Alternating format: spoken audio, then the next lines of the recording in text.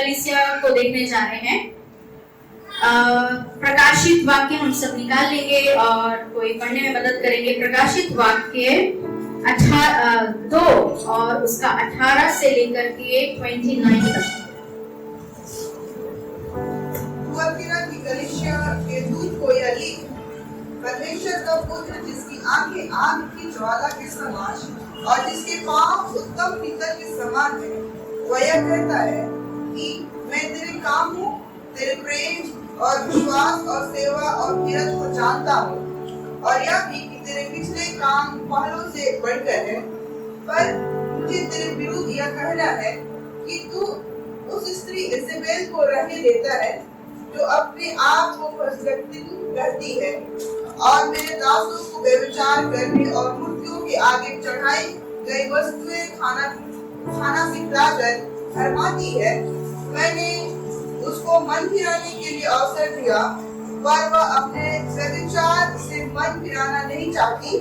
देख, मैं उसे रोग शैया पर डालता हूँ, और जो उसके साथ व्यभिचार करते हैं वे भी उसके से कामों से मन न फिरेंगे, तो मैं उन्हें बड़े क्लेश में डालूंगा। मैं उसके बच्चों को मार डालूंगा। तब सब कलीसियाएं जान लेंगी कि हृदय और मन का परखने वाला मैं ही हूँ, और मैं तुमसे हर एक को अपने काम के अनुसार बदला दूंगा। पर तुम थुआतीरा के बाकी लोगों से जितने इस शिक्षा को नहीं मानते और उन बातों को जिन्हें शैतान की गहरी बातें करते हैं नहीं जानते, यह कहता हूँ कि मैं तुम पर और बोझ ना डालूंगा। पर हाँ, जो तुम्हारे पास है उसको मेरे आने तक थामे रहो। जो जय पाए और मेरे कामों के अनुसार अंत तक करता रहे, मैं उसे जाति जाति के लोगों पर अधिकार दूंगा, और वह लोग ही का राजदंड लिए हुए उन पर राज्य करेगा। जिस प्रकार कुम्हार के मिट्टी के बर्तन चकनाचूर हो जाते हैं, मैंने भी ऐसा ही अधिकार उनके पिता से पाया है, अपने पिता से पाया है। और मैं उसे भोर का तारा दूंगा, जिसके कान हो वह सुन ले कि आत्मा कलीसिया से क्या कहता है। आमीन। ओके, सो ये थुआतीरा की कलीसिया के नाम यहाँ पे प्रकाशित वाक्य में हम एक लेटर को देख रहे हैं, और इस सिटी को बहुत ज्यादा हम लोग नहीं जानते हैं। हम लोग इफिसस के बारे में सीखते हैं, प्रेरितों के काम में स्मरणा के बारे में सीखे हैं, लेकिन थुआतीरा जो है इसके बारे में बहुत कम जगह मेंशन है बाइबल में।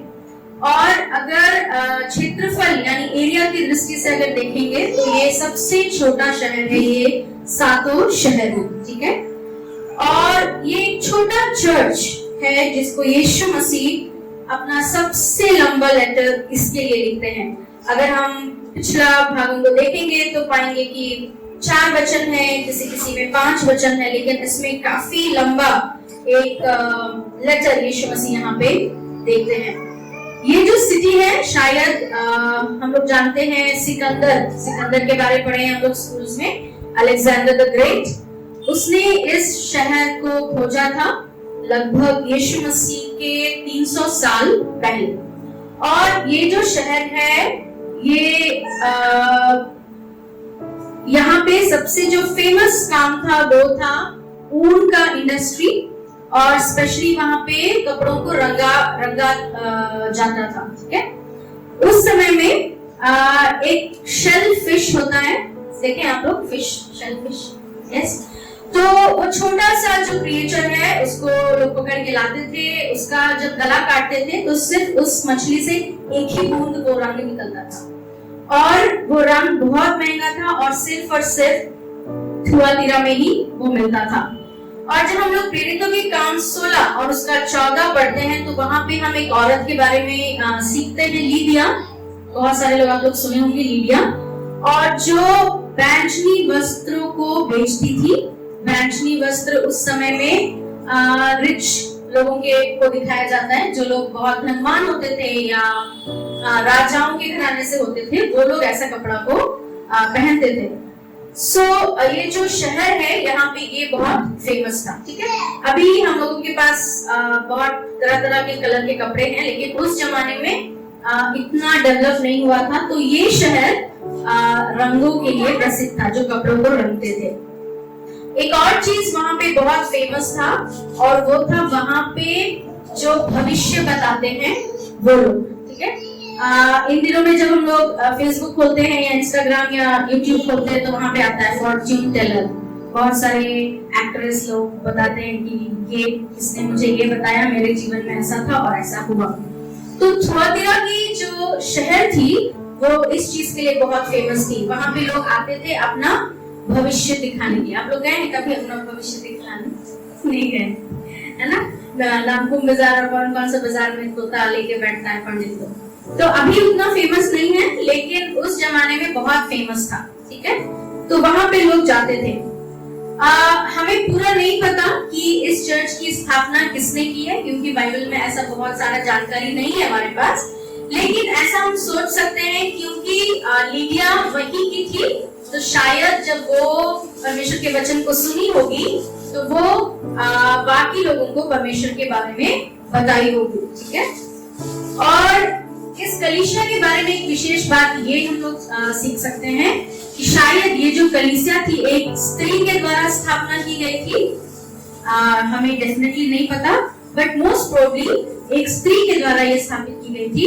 लेकिन जब हम वचन में यहाँ पे प्रकाशित वाक्य में पढ़ते हैं तो हमें पता चलता है कि एक स्त्री ही इस कलीसिया को नाश कर दी, यानी कि पाप में धकेल रही, ठीक है। ओके, सो यहाँ पे बहुत सारी चीजों को हम पढ़ेंगे। सो हम स्टार्ट करते हैं। सबसे पहले यहाँ यीशु मसीह अपने आप को किस रूप में दिखाते हैं, और 18 और उसका पहला जो हम लोग पढ़ते हैं तो वहां लिखा हुआ है, थुआतीरा की कलीसिया के दूत को यह लिख, परमेश्वर का पुत्र। ओके, सो यहाँ पे यीशु मसीह अपने आप को सन ऑफ गॉड करके बता रहे हैं, और ये उन लोगों को याद दिलाने के लिए है कि उद्धार करने वाला, इस सृष्टि को बनाने वाला, आराधना के योग्य सिर्फ यीशु मसीह है। आगे जब हम देखते हैं तो वहां पे लिखा हुआ है, जिसकी आंखें आग की ज्वाला के समान है। ओके, इसके पहले हमने बहुत सारी कलीसियाओं के बारे में सीखा है। तो आप इमेजिन करिए, यीशु मसीह है जिसकी आंखें आग की ज्वाला के समान है। हम लोगों की आंखों को जब हम देखते हैं तो ब्लैक एंड व्हाइट दिखता है, राइट। लेकिन एक ऐसा आंख जिसमें क्या जल रहा है, आग। तो ऐसा कुछ किसी को देखे हैं? कौन सा कोई मूवी में देखे? Ghost rider. ओके, सो यहाँ पे जब हम प्रकाशित वाक्य में आते हैं तो चीजों को हमें लिटरल नहीं लेना है, लेकिन उन सारी चीजों को जब बखान करते हैं तो उसके पीछे एक मीनिंग है, ठीक है।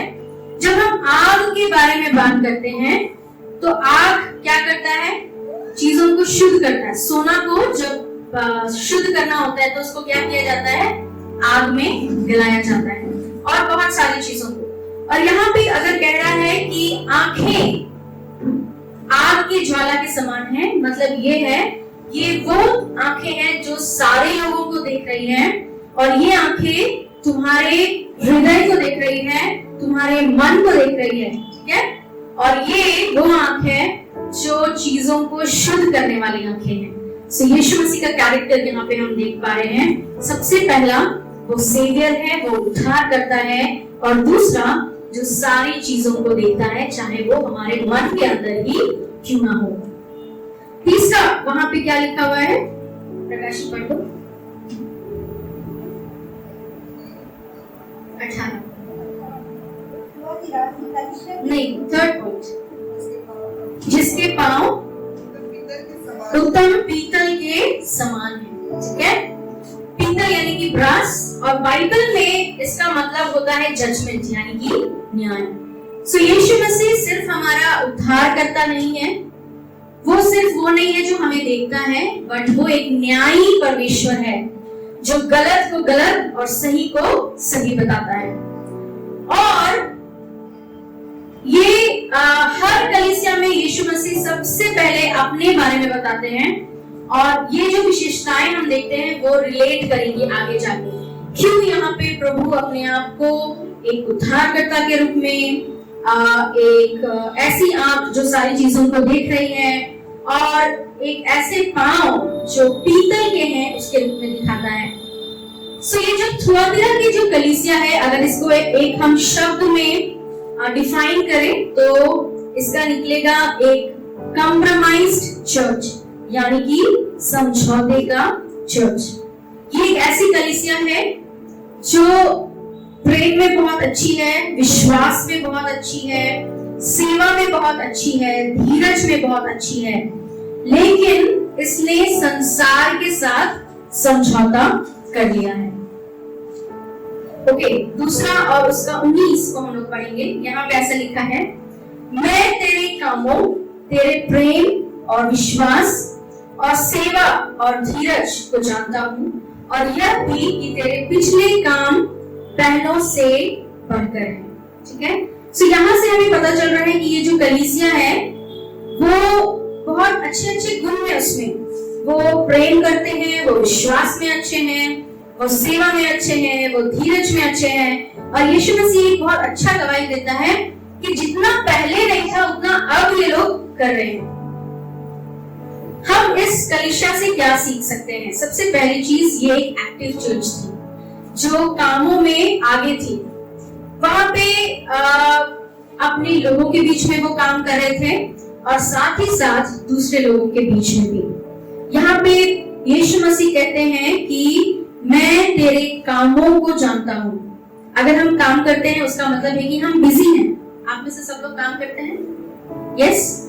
सो जब हम बोलते हैं कि हम काम कर रहे हैं मतलब हम कुछ कर रहे हैं, और ये जो कलीसिया है ये भी काम कर रही है।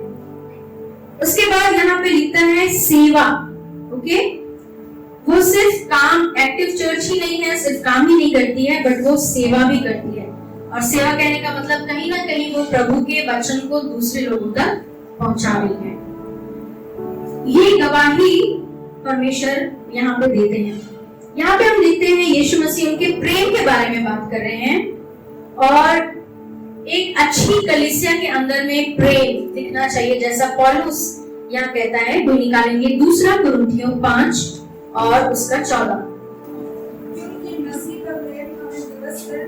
क्योंकि मसीह का प्रेम हमें विवश कर देता है,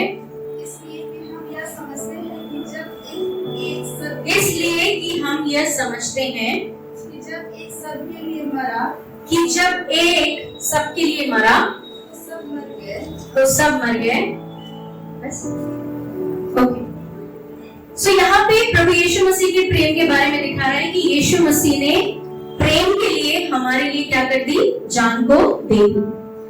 और वैसे ही हम अगर कोई कार्य को करते हैं, चाहे वो कलीसिया के अंदर हो या कलीसिया के बाहर हो, तो उसी यीशु मसीह के प्रेम के द्वारा करना चाहिए। और ये जो थुआतिरा की कलीसिया है वो ऐसा करती है। आगे हम उनके बारे में और देखते हैं, उनका विश्वास के बारे में। वो विश्वास में बहुत अच्छे हैं, वो लोग इधर उधर नहीं भटक रहे हैं, है ना। और यहाँ पे हमने देखा उनका काम, उनका प्रेम, विश्वास और सेवा के बारे में। और आज मुझे और आपको इस कलीसिया को सोचने की जरूरत है कि अगर आज यीशु मसीह हमारे बीच में आए तो क्या ये गवाही देंगे कि हम प्रभु के काम को कर रहे हैं? क्या हम प्रेम में हैं? क्या हम विश्वास में हैं? क्या हम सेवा के कार्य को कर रहे हैं? कई बार क्या होता है कि हमारी कलीसिया में बहुत सारे काम होते हैं और उनको करने के लिए कोई नहीं होता है, बट ये जो कलीसिया थी ये कामों में बहुत अच्छी थी, और वहां पे जितने भी लोग थे वो कामों में बहुत आगे थे, वो चर्च के कामों में बहुत आगे थे। आगे यहाँ पे परमेश्वर उनसे कहते हैं, मैं यह भी कि तेरे पिछले काम पहले से बढ़कर है। कई बार जब हम प्रभु में शुरू आते हैं तो हम बहुत काम करते हैं ना, बहुत सेवा करते हैं, 24 घंटा में 18 घंटा प्रभु के कामों में रहते हैं। लेकिन कई बार क्या होता है, धीरे धीरे जब हम सोचते हैं कि हम मैच्योर होना चाहिए, हम सेवा के कार्य में घटते जाते हैं। लेकिन इस कलीसिया के बारे में यीशु मसीह एक गवाही दे रहे हैं कि तुमने जो पहले मेरे लिए सेवा किया था, पहले जो मेरे लिए काम किया था, और अभी तुम उससे बढ़कर कर रहे हो।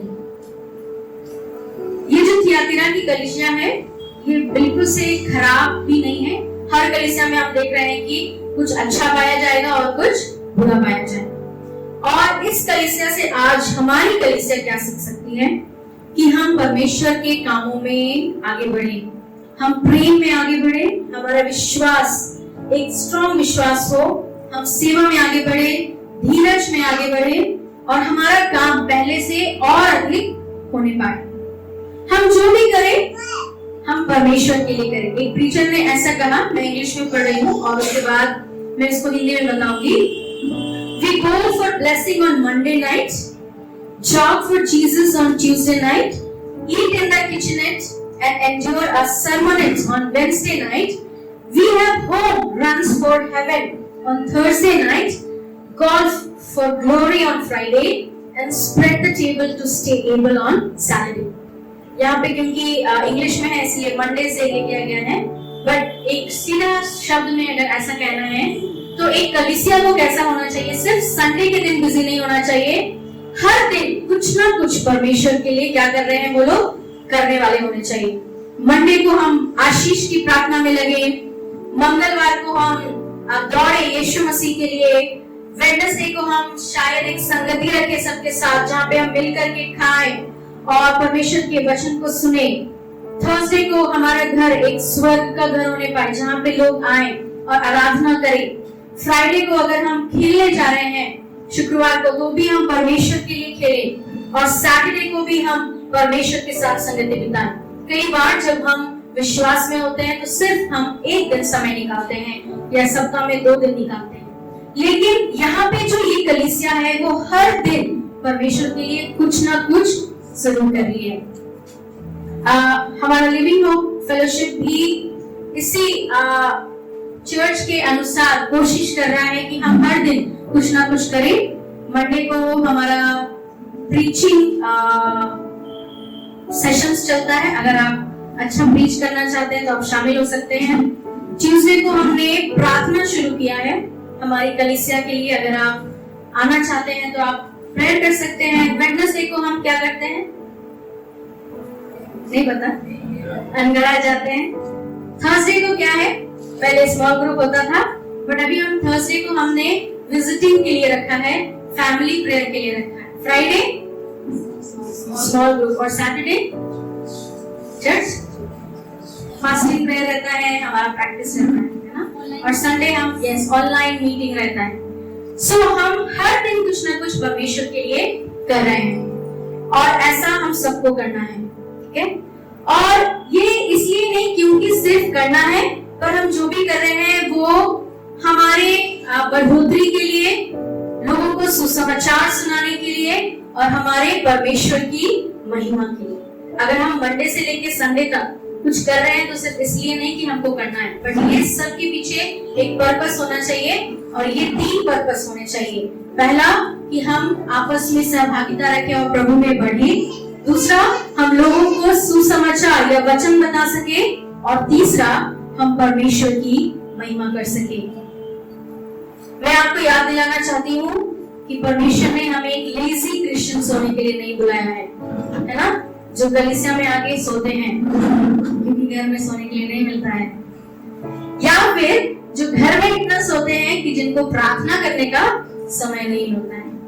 ये जो कलीसिया है थुआतिरा की कलीसिया, ये लेजी नहीं है, ये लोग बहुत एक्टिव है।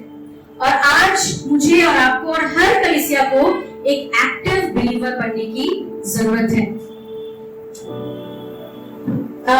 एक वचन हम पढ़ेंगे इफिसियों 2 और उसका 10, जल्दी से निकालेंगे।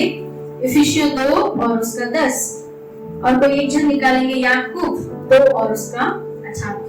क्योंकि हम उसके बनाए हुए हैं, क्योंकि हम उसके बनाए हुए हैं और मसीह यीशु में उनके भले कामों के लिए सृजे गए, और मसीह यीशु में उनके भले कामों के लिए सृजे गए हैं, जिन्हें परमेश्वर ने पहले से हमारे करने के लिए तैयार किया, जिन्हें परमेश्वर ने हमारे लिए पहले से तैयार करके रखा है ताकि हम उसे करें, ठीक है। सो परमेश्वर ने हमें यूं ही नहीं बनाया है कि हम ऐसे ही सोकर आराम करके अपना जीवन को बिता दें। परमेश्वर ने हमें कुछ पर्पस दिया है, कुछ काम दिया है, और अगर हम अच्छे विश्वासी हैं तो हमें उनको करने की जरूरत है। याकूब 2 और उसका 18। वरन कोई कह सकता है वरन कोई कह सकता है कि तुझे विश्वास है तुझे विश्वास है और मैं कर्म करता हूँ, और मैं कर्म करता हूँ, तू अपना विश्वास मुझे कर्म बिना तो दिखा, तू अपना विश्वास मुझे कर्म बिना दिखा, और मैं अपना विश्वास अपने कर्मों के द्वारा तुझे दिखाऊंगा। और मैं अपना विश्वास अपने कर्मों के द्वारा दिखाऊंगा। तो यदि हम कहते हैं कि हम प्रभु यीशु मसीह पर विश्वास करते हैं तो वो हमारे कामों से दिखना चाहिए, सिर्फ आपके बोलने से नहीं। और ये जो कलीसिया है ये अपने कामों से अपने विश्वास को क्या कर रही है, दिखा रही है।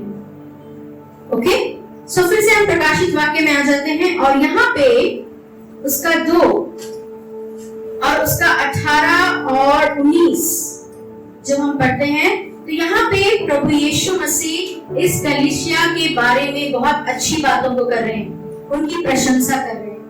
लेकिन अब जब हम 20वें पद से आगे बढ़ेंगे तो अब उनके विरोध में बातें कर रहे हैं, या कहें एक तरह से उनको डांट रहे हैं, उनको सुधारने की बात कर रहे हैं। यहाँ पे ऐसा लिखा है, पर ओके, तुम्हारे अंदर अच्छे काम हैं, तुम्हारे अंदर प्रेम है, तुम्हारे अंदर विश्वास है, सेवा है, बट पर, और ये जो पर ये बहुत इंपॉर्टेंट है क्योंकि ये दोनों वाक्यों को कनेक्ट कर रहा है।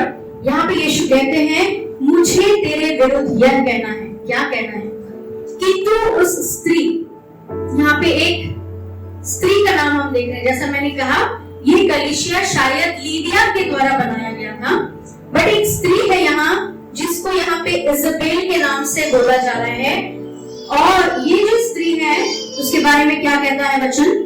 तो उस स्त्री इजाबेल को रहने देता है जो अपने आप को भविष्य दफ्तर कहती है और मेरे दासों को व्यभिचार करने और मूर्तियों के आगे चढ़ाई गई वस्तुएं खाना सिखलाकर भरमाती है। आपने सुना है ये नाम इजाबेल? कहाँ सुना है? संजय कहाँ सुनी? जब हम एलिया के बारे में पढ़ते हैं, है ना, तो हम इस स्त्री के बारे में सीखते हैं। पहला राजा उसका 16 भी नहीं निकालेंगे, ठीक है। और यहाँ पे इजाबेल अगर पुराने नियम के लोगों को बोला जाएगा तो जैसे ही इजाबेल का नाम होगा उनके दिमाग में सबसे पहले आएगा इससे बुरी स्त्री कोई हो ही नहीं सकती, इतनी बेकार और इतनी पापिन स्त्री थी, ठीक है। सो यहाँ पे सचमुच में थुआतीरा में इजाबेल नहीं आई है क्योंकि इजाबेल पुराने नियम से है, लेकिन एक चिन्ह के रूप में, एक सिंबल के रूप में इजाबेल को यहाँ पे यीशु मसीह कह रहे हैं, ठीक है।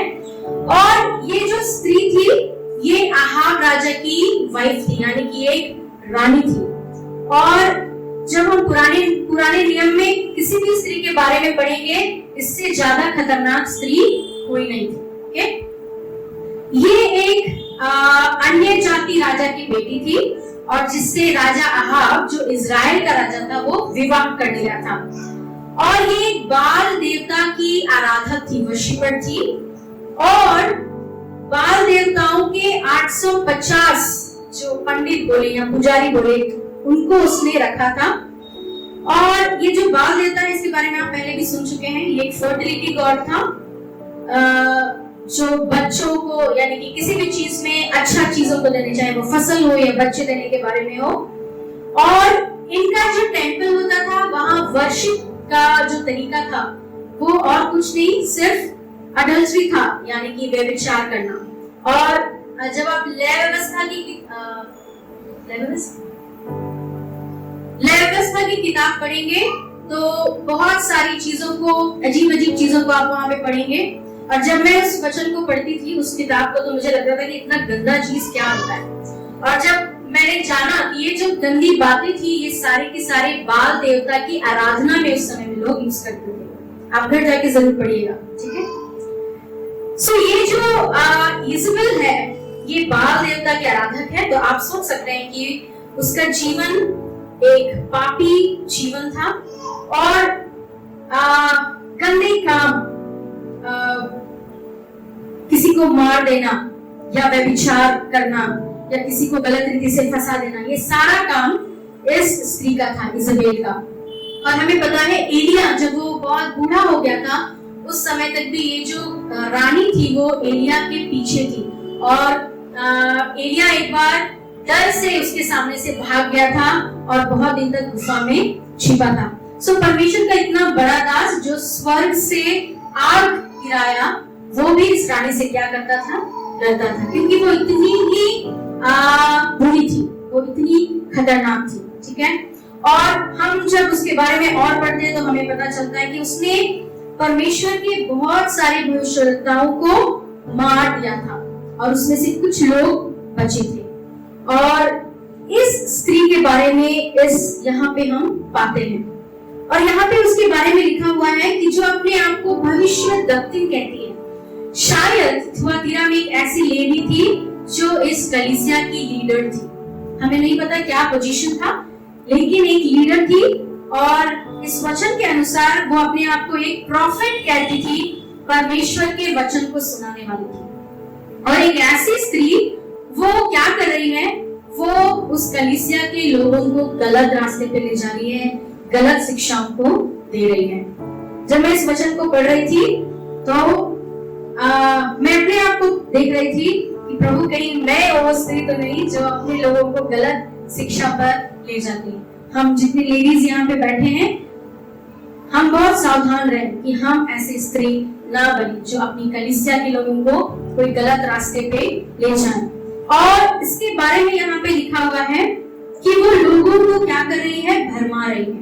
ओके, और हो सकता है ये जो लीडर है, या हो सकता है वो वचन को बताती होगी, वो कहती होगी अरे कोई बात नहीं, तुम ये कर सकते हो, वो कर सकते हो, चलेगा। क्योंकि यहाँ पे हम जब पढ़े तो यहाँ लिखा है वो मेरे दासों को व्यभिचार और मूर्तियों के आगे चढ़ाई हुई वस्तुएं खाना सिखलाती है।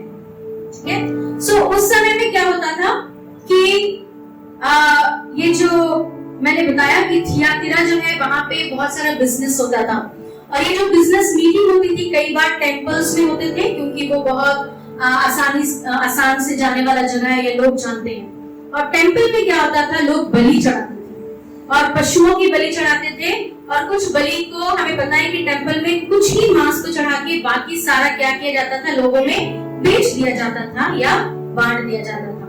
और जब हम पौलुस के वचनों को पढ़ेंगे तो कई बार इस विषय में वो सिखाता है कि हमें ये बलि किया हुआ मांस खाना चाहिए, नहीं खाना चाहिए। और ये जो स्त्री है वो एक लीडर है, और शायद वो अपने जो चर्च के लोग हैं उनको बोल रही है कोई बात नहीं, तुम खा सकते हो। इसके विषय में हम पढ़ेंगे, कुरिन्थियों में पढ़ चुके हैं हम। ओके, सो आज हमारे चर्च में क्या ऐसे लीडर्स पाए जाते हैं जो आपसे कहते हैं इट्स ओके, कोई बात नहीं, ऐसा होता है। कई बार हम अगर अपने आसपास कलीसियाओं में देखें तो बहुत सारे लोग इस संसार से कॉम्प्रोमाइज करते हैं। आज फ्रेंडशिप डे है और मुझे ये याद आया कि कई बार हम संसार से इतनी दोस्ती कर लेते हैं कि हमें संसार की कुछ कुछ बातें ठीक लगने लगती हैं, गलत लगने नहीं लगती। कुछ दिन पहले मैं किसी का स्टेटस देख रही थी और एक बहुत अच्छा मैसेज वहां पे आया था। उसमें वो जो प्रीचर थे वो ये कह रहे थे कि आजकल लोग सिन यानी पाप का जो नाम है उसको बदल देते हैं ताकि आपको गिल्टी फील ना हो। अगर आपके अंदर में व्यभिचार है तो आप उसको प्यार का नाम दे देते हैं, कभी इससे प्यार, फिर इसको छोड़ के दूसरे से प्यार, दूसरे को छोड़ के तीसरे से प्यार, राइट? ये लस्ट है, ये पाप है, लेकिन हम उसको प्यार का नाम देते हैं। कई लोग शादियों में अपनी वाइफ दूसरे को देते हैं, दूसरे की वाइफ खुद लेते हैं, या हस्बैंड की स्वैप करते हैं और उसको वो लोग कहते हैं ओपन मैरिज। ओपन मैरिज सुनने से कोई खराब लग रहा है? नहीं लग रहा है। ये व्यभिचार के नाम को चेंज कर देते हैं। क्या आज हमारी कलीसियाओं में ऐसा हो रहा है? हम और आप इस चीज को बहुत ध्यान से देखने की जरूरत है। कई बार हम क्योंकि लोगों को बुरा ना लगे हम उनको करेक्ट नहीं करते हैं। कुछ गलत है तो हम उनको करेक्शन नहीं देते। हम सोचते हैं कोई बात नहीं, उनको आने दो, प्रभु सबको प्यार करता है, हमारी कलीसिया सबसे प्यार करती है। लेकिन आगे हम देखेंगे कि परमेश्वर ऐसे लोगों के लिए क्या कहता है। आज के समय में लोग समझौता कर चुके हैं, लोग इस संसार से दोस्ती कर चुके हैं और उनको ये सारी गलत चीजें अब गलत नहीं लगती है, क्योंकि उनको एक अलग नाम दे दिया गया है। ओके, सो ये सारी चीजें ये जो स्त्री है वो कलीसिया में दिखा रही है। 21 में यहाँ पे लिखता है, मैंने उसको मन फिराने के लिए अवसर दिया, पर वह अपने व्यभिचार से मन फिराना नहीं चाहती। परमेश्वर यहाँ पे कहते हैं, मैंने उसको मौका दिया कि वो अपने व्यभिचार से मन फिराए, अपनी गलत शिक्षाओं से मन फिराए, लेकिन वो मन को क्या नहीं कर रहे हैं, फिराना नहीं चाहते। तो अब क्या होगा? यहाँ पे हम पाप देख रहे हैं। अब उस पाप का कॉन्सिक्वेंस हम देखेंगे। वहां पे एक जजमेंट परमेश्वर लाता है। और शुरू में मैंने बताया था कि जब यीशु मसीह कहते हैं कि जिसके पांव उत्तम पीतल के समान है, यानी कि वो न्यायी है, तो वो न्याय को हम यहाँ पे देखते हैं। यहाँ पे लिखा हुआ है 22 में, देख मैं उसे रोग शैया पर डालता हूँ, मैं इसको बीमार कर दूंगा। ओके, और जो उसके साथ व्यभिचार करते हैं, और सिर्फ उस स्त्री को नहीं, लेकिन वो सारे लोग जो उसके पीछे चलते हैं उनको भी, यदि वे भी उसके कामों से मन ना फिराएंगे तो मैं उन्हें बड़े क्लेश में डाल दूंगा। तो यहाँ पे परमेश्वर ऐसा नहीं है कि आप एक बार वचन सुन लिए, उद्धार पा लिए तो आप कुछ भी कर सकते हैं, राइट? आपको परमेश्वर ने उद्धार दिया है, लेकिन उसको बनाए रखना अब ये आपकी रिस्पॉन्सिबिलिटी है। हमने पढ़ा था रोमन्स 12 और उसके बाद में उससे आगे हमने जब पढ़ रहे थे हम लोग, और यहाँ पे यीशु मसीह उनको वार्निंग दे रहे हैं कि अगर तुम अपने इन कामों से मन नहीं फिराओगे तो मैं तुमको बड़े क्लेश में डालूंगा। और बड़ा क्लेश यहाँ सीधी मीनिंग है, मैं तुम्हें नरक में डालूंगा। 23 में लिखता है, मैं उसके बच्चों को मार डालूंगा। यहाँ पे क्योंकि ये एक सिंबॉलिक वर्ड है, तो जरूरी नहीं कि वो स्त्री है और उसके बच्चे। यहाँ पे बच्चे कहने का मतलब वे लोग जो मन के भोले हैं, और स्पेशली जवान लोग। क्यों? क्योंकि ये जो जवान लोग होते हैं बहुत सारी चीजों को नहीं समझते हैं, है ना? कल ही हम लोग शायद रात में प्रमिला बता रही थी अपनी फ्रेंड के बारे में कि किस तरह से रॉन्ग टीचिंग लोगों को कितना लुभाता है, और लोग सोचते भी नहीं है कि ये गलत है या सही है। और जितने गलत प्रीचर्स हैं या गलत टीचर्स हैं, उनके पीछे लाखों की भीड़, और जो सही प्रचार करते हैं उनमें बहुत थोड़े लोग हैं। और यहाँ परमेश्वर का वचन ऐसे लोगों के बारे में बात कर रहा है जो बच्चों के समान है, जिनको नहीं पता कि क्या सही है और क्या गलत है, और वो इस स्त्री के सिखाए जाने के कारण भरमाए जा रहे हैं। उनको क्या करेंगे? उनको मैं मार डालूंगा। तो ऐसा नहीं है कि वो कह सके कि अरे मेरे को नहीं पता था। तब सब कलीसिया जान लेंगे कि हृदय और मन का परखने वाला मैं हूं। यहाँ पर हम एक न्याय को परमेश्वर का देख रहे हैं। आज हम और आप कहीं ऐसी गलत शिक्षाओं में तो नहीं है। आज हमें अपने जीवन में देखने और छापने की जरूरत है। अगर ऐसा है तो परमेश्वर आज फिर से हमें एक मौका दे रहा है कि तुम इन पापों से मन को फिराओ। अगर तुम ऐसा नहीं करते हो तो मैं तुम्हें बड़े क्लेश में डाल दूंगा। हम पढ़ेंगे प्रकाशित वाक्य उसका 20 और उसका 11 से लेकर के 15 तक। Revelation 20:11-15। और यहाँ ऐसा लिखा हुआ है, फिर मैंने एक बड़ा श्वेत सिंहासन और उसको जो उस पर बैठा हुआ है देखा। उसके सामने से पृथ्वी और आकाश भाग गए और उनके लिए जगह ना मिली।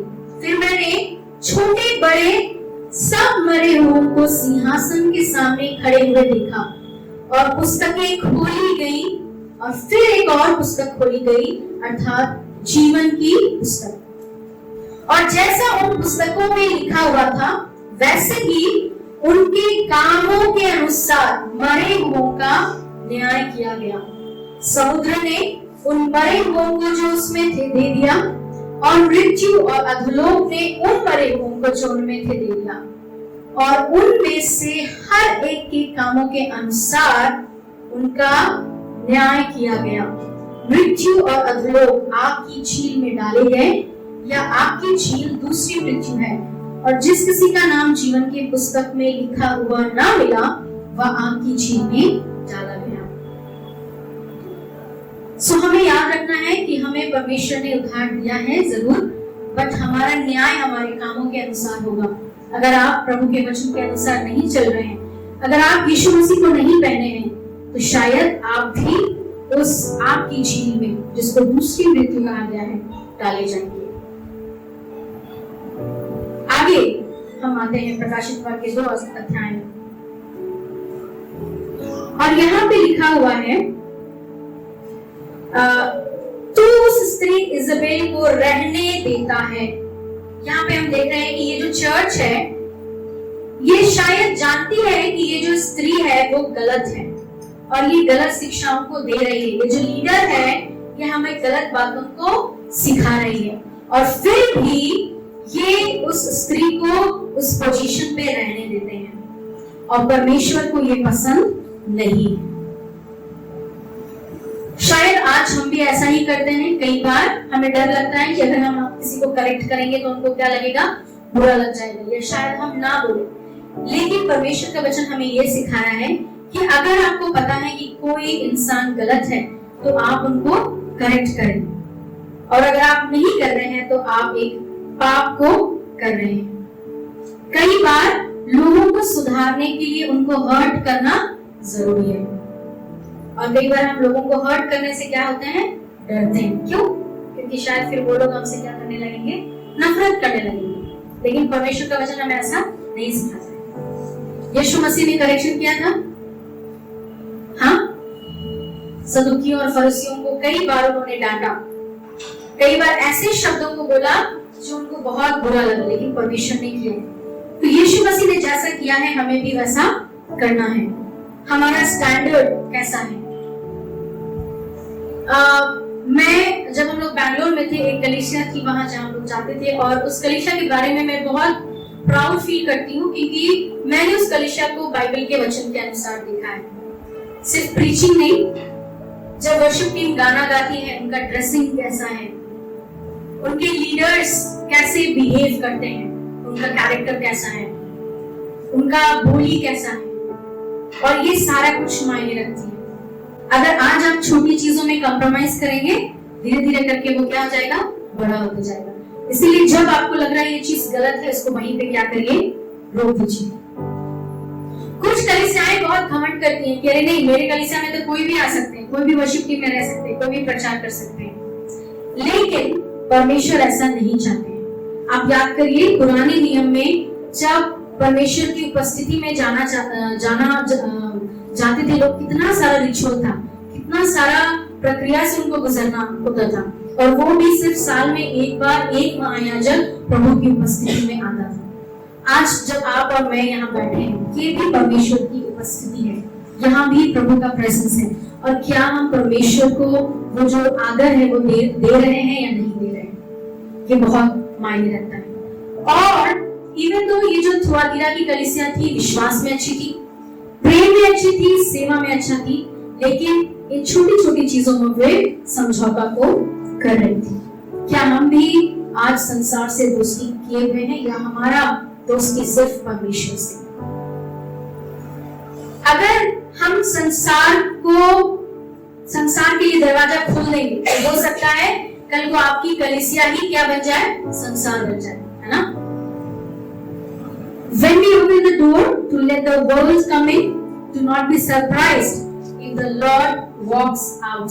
अगर आप संसार को कलीसिया में आने देंगे तो हो सकता है कि कल को परमेश्वर आपकी कलीसिया को छोड़ करके चला जाए। आपको बहुत केयरफुल रहना है। हम खुद एक कलीसिया है। क्या आपके अंदर कुछ ऐसे पाप हैं? क्या आपने अपने जीवन में कुछ समझौतों को किया है? अगर हाँ, तो हो सकता है परमेश्वर आपके जीवन से चले गए हैं और आपको पता भी नहीं है। बी वेरी केयरफुल कि आप इस संसार के लोगों के जैसा ना बनते जाए, कॉम्प्रोमाइज ना करें। 23 में वहां पे लिखता है, मैं उसके बच्चों को मार डालूंगा, तब सब कलीसिया जान लेंगे कि हृदय और मन का परखने वाला मैं ही हूं। जब परमेश्वर इन बातों को कह रहे हैं तो उसका मतलब ये है कि तुम टॉलरेट कर सकते हो, लेकिन मैं इन पापों को टॉलरेट नहीं करूंगा, मैं नहीं सहूंगा। परमेश्वर का भवन एक पवित्र जगह है। अगर इसको कोई नाश करेगा तो परमेश्वर भी उसको क्या करेगा, नाश करेगा। हम ये वचन में पढ़ते हैं कि हम सब परमेश्वर के मंदिर हैं। अगर इसको कोई नाश करेगा तो परमेश्वर भी उसको नाश करेगा। पहला पत्रस 4 और उसका 17 को हम निकालेंगे। और यहाँ पे परमेश्वर कह रहे हैं इस न्याय के बारे में। पहला पत्रस 4 और उसका 17। क्योंकि वह समय आ पहुंचा है क्योंकि वह समय आ पहुंचा है कि पहले परमेश्वर के लोगों का न्याय किया जाए। और जबकि न्याय का आरंभ हमसे ही होगा, उनसे होगा जो प्रभु को जानते हैं। तो उनका क्या अंत होगा जो परमेश्वर के सुसमाचार को नहीं मानते। तो उनका क्या अंत होगा जो परमेश्वर के सुसमाचार को नहीं मानते। कई बार हमें ऐसा लगता है कि हमने एक बार प्रभु यीशु मसीह को ग्रहण कर लिया, हमें साल्वेशन मिल गया, अब तो कोई न्याय होना नहीं है, जैसा जीवन जीना है जी लो। तो परमेश्वर का वचन यहाँ साफ साफ कहता है जो प्रभु को जानते हैं न्याय किनसे शुरू होगा, उनसे ही शुरू होगा। हम और आप का न्याय भी होगा, हो सकता है उनके समान नहीं जो प्रभु को नहीं जानते हो, बट हमारा न्याय करने का तरीका अलग होगा। और इसीलिए आपको बहुत सावधान रहने की जरूरत है कि क्या आप अपने जीवन में पाप को घुसने दे रहे हैं, जगह बनाने दे रहे हैं, या फिर आपने अपना जीवन प्रभु को पूरी रीति से दे दिया है। यहाँ पे दो चीजों को हमने सीखा अभी तक। हमने देखा कि परमेश्वर ने इस कलीसिया के बारे में कैसे प्रशंसा की। दूसरा हमने सीखा कि प्रभु ने उनको एक वार्निंग दिया है कि तुम्हारे अंदर ये गलत पाप है, तुम समझौता कर रहे हो, तुम उन चीजों को कर रहे हो जो संसार के लोग कहते हैं करते हैं, और तुम्हें लगता है कि कोई गलत बात नहीं है, इट्स ओके। और अगर आप ऐसा कर रहे हैं तो यहाँ पे परमेश्वर का वचन कहता है कि मैं उनका न्याय करूंगा, मैं उनको मार डालूंगा, मैं उनको क्लेश में डालूंगा, मैं तुम में से हर एक को उसके कामों के अनुसार बदला दूंगा। ये जो वचन है ये अन्य जातियों के लिए नहीं लिखा हुआ है, थुआतीरा की कलीसिया यानी कि चर्च के लिए लिखा हुआ है। और चर्च को परमेश्वर बोल रहे हैं कि मैं तुम्हारे कामों के अनुसार तुम्हें बदला दूंगा। पर यहाँ फिर से एक वर्ड आ रहा है, ठीक है। हमने देखा कैसे परमेश्वर ने उनकी तारीफ की, पर उनको एक वार्निंग दिया। अब परमेश्वर एक नए मैसेज में यहाँ पे आते हैं। वो अपने संतों को जो फेथफुल है, जिन्होंने संसार के साथ समझौता नहीं किया है, वो उनके लिए शांति की बातों को कह रहे हैं। यहाँ पे लिखता है पर तुम थुआतीरा के बाकी लोगों से, उन लोगों से जो उस स्त्री इज़ाबेल के शिक्षा पे नहीं चलते हैं, जो पाप में नहीं है, जो व्यभिचार नहीं करते हैं, ठीक है, उन लोगों से जितने इस शिक्षा को नहीं मानते और उन बातों को जिन्हें शैतान की गहरी बातें कहते हैं नहीं जानते, यह कहता हूं कि मैं तुम पर और बोझ ना डालूं, पर हाँ जो तुम्हारे पास है उसको मेरे आने तक थामे रहो। आगे लिखता है जो जय पाए और मेरे कामों के अनुसार अंत तक करता रहे, मैं उसे जाति जाति के लोगों पर अधिकार दूंगा।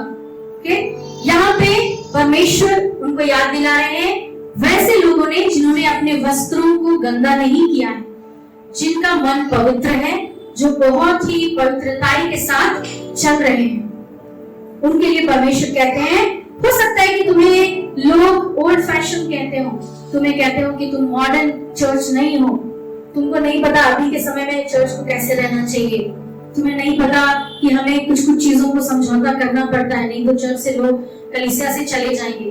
उनके लिए परमेश्वर कहता है तुम्हारे पास जो है उसको थामे रहो, उसको छोड़ो मत। और जो जय पाएगा और मेरे कामों के अनुसार करते रहेगा, परमेश्वर क्या करेगा, उसको अधिकार देगा। और 27 में लिखा है और वह लोहे का राजदंड लिए हुए उन पर राज्य करेगा, जिस प्रकार कुम्हार के मिट्टी के बर्तन चकनाचूर हो जाते हैं, मैंने भी ऐसा ही अधिकार अपने पिता से पाया है। हो सकता है कि अगर आप एक धर्मी जीवन आज के समय में जी रहे हैं, जनरेशन जी जिसको बोलते हैं हम लोग, बहुत सारे पाप आ गए हैं, पापों का अलग अलग नाम है जो पाप भी नहीं लगता है। हो सकता है लोग आपको हेट करें, आपको गलत समझे, आपको सताएं, बट बात यहाँ खत्म नहीं होती है। क्यों? क्योंकि हमारा परमेश्वर आने वाला है, यीशु मसीह जल्द ही आने वाला है। और जब वो आएगा तो वो अपने फेथफुल लोगों को, जो उसके विश्वास को पकड़े हुए हैं, जो उसकी पवित्रता को पकड़े हुए हैं वो अपने साथ राज करेगा। हो सकता है आज हम कमजोर दिखें, हम बहुत थोड़े दिखें, हम बहुत फेमस ना हो, लेकिन हमारा और आपका रिश्ता अगर परमेश्वर के पास अच्छा है तो एक दिन ऐसा आएगा जब हम प्रभु यीशु मसीह के साथ पूरे लोगों के लिए क्या करेंगे, राज करेंगे, और वो दिन कितना अच्छा होगा।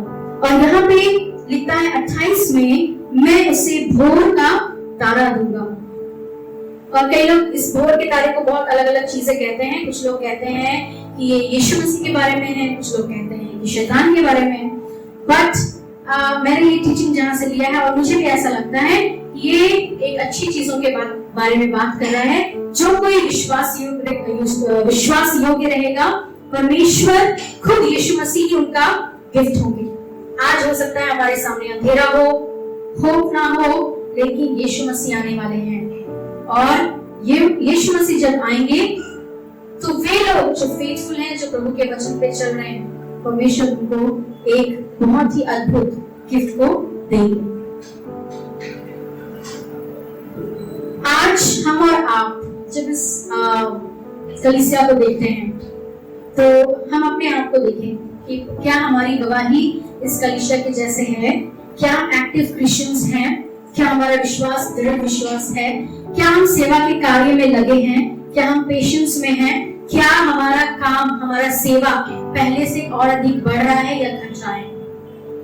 साथ ही साथ हम ये भी जांचें कि कहीं हम गलत शिक्षाओं में तो नहीं है, हमारे बीच में ही कोई ऐसा लीडर तो नहीं है जो हमें गलत चीजों को सिखा रहा है, या कोई हम ऐसे गलत लीडर्स को सुन तो नहीं रहे, वीडियोस देख रहे हैं या फॉलो कर रहे हैं। क्या हमारी कलीसिया में या आपके जीवन में आपने कुछ कॉम्प्रोमाइज तो नहीं किया है जो मॉडर्न लगे देखने में लेकिन परमेश्वर के वचन के विरोध में है।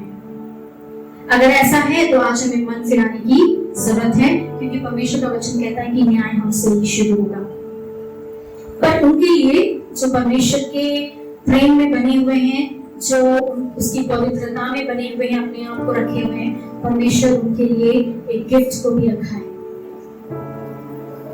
लिविंग ऑफ फेलोशिप हो सकता है शायद थियातीरा की कलीसिया के जैसा नहीं हो सकता है कि कोई ऐसी स्त्री नहीं है यहाँ जो आपको गलत भरमाए, है क्या? अगर है तो आप निकाल दीजिएगा। बट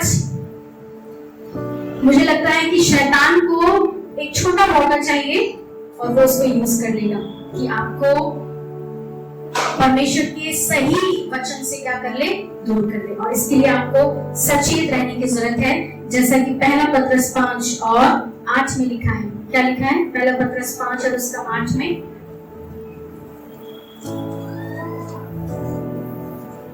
सचेत रहो और जागते रहो, सचेत रहो और जागते रहो, सचेत रहो और जागते रहो, क्योंकि तुम्हारा विरोधी शैतान, क्योंकि तुम्हारा विरोधी शैतान गरजने वाले सिंह की नाई, गरजने वाले सिंह की नाई इस खोज में रहता है, इस खोज में रहता है कि किसको फाड़ खाए, कि किसको फाड़ खाए। एज इंडिविजुअल हमें अपने जीवन को देखने की जरूरत है कि कहीं पे शैतान ने एक छोटी सी जगह तो आपके जीवन में नहीं रख ली है। गलत चीजों को देखना, गलत चीजों को सुनना, गलत चीजों को बोलना, गलत चीजों को करना, क्या शैतान आपके जीवन में आ रहा है, घुस रहा है? और अगर ऐसा होगा तो शायद परमेश्वर आपको छोड़ करके चला जाएगा। आइए हम अपने स्थानों में इस वक्त खड़े हो जाएं और इस वचन के अनुसार हम अपने जीवन को प्रभु के हाथों में सौंप